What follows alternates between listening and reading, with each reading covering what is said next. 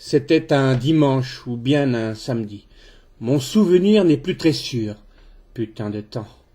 L'ambition du jour, divaguer, voyager dans ce subconscient pour y découvrir je ne sais quel secret.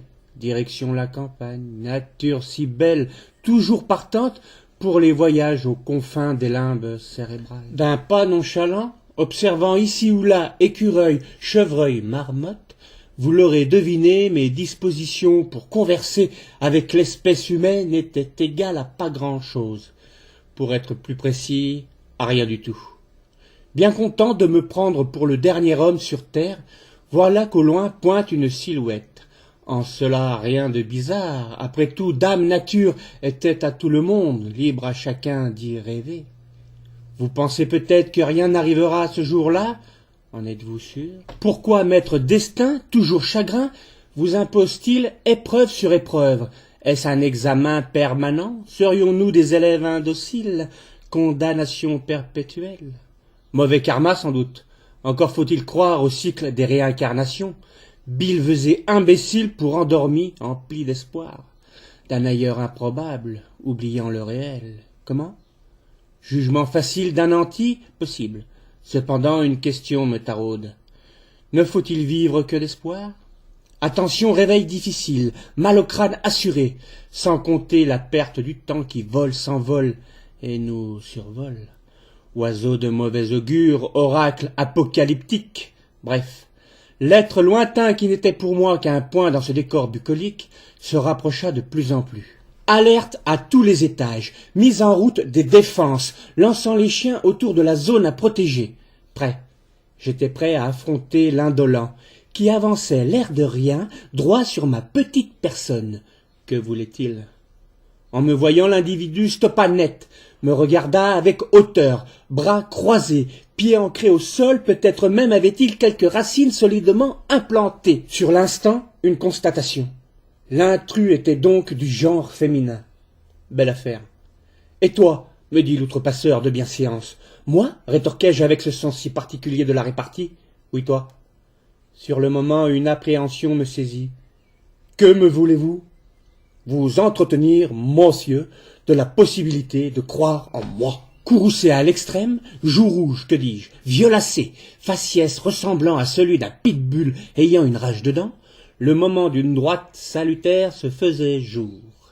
Sur l'instant, un seul but, reprendre le contrôle, respiration profonde, yeux fermés, peut-être l'intruse disparaîtra comme par miracle, qui sait, peine perdue. « Et toi, reprit-elle, prête-moi grande attention, car vois-tu, je suis la certitude, et pour aller plus loin, il te faut croire en ma doctrine. » Il fallait à tout prix gagner du temps pour développer une stratégie. Alors, benoîtement, une question me vint à l'esprit. « Quelle est, dame certitude, votre credo ?» Eh bien, le doute n'est pas permis. Pour réussir, il te faut absolument croire en l'absolu. Bien entendu, l'autre n'est qu'un faire-valoir. Il n'est rien et tu es tout. Que dire après un tel laïus ? Ma foi, me voilà pantois. Bouche grande ouverte, comme le loup de Tex Avery, surchauffe assuré pour mon pauvre cerveau. J'en voulais pas de cette certitude. Le doute m'allait si bien. Et puis pourquoi me séparais-je d'un ami de si longue date, et de surcroît ne m'ayant jamais déçu ? Alors j'attends, dit la pertinente dame. Eh bien, voyez-vous, dis-je avec cette voix chevrotante, incertaine, pourquoi devrais-je, passer 48 printemps, croire à autre chose qu'au doute ? Insolent, petit crétin, rétorqua Miss Gêneuse. L'indécision n'est pas un mode acceptable pour fonctionner sainement. Tu te dois de croire en moi. Piégé, cerné de toutes parts, la certitude avait bien fait les choses. Comment me sortir d'une situation aussi délicate ? Jouer l'imbécile ? Il n'y faut pas songer avec cette chose hideuse. Alors quoi ? Voulant à tout prix rester cet être charmant, truffé de défauts en tout genre, je lui fis une promesse. D'accord pour croire en vous pour l'éternité à une condition. Laquelle ? Répliqua la belle dame.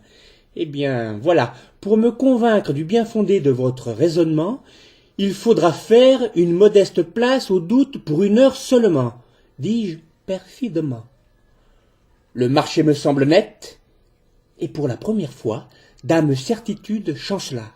Son visage s'embellit, saisi par ce trouble nouveau. Voyez-vous, ami, l'hésitation en tout complique certainement la vie. Mais être convaincu par un excès de confiance est pire encore. Comment?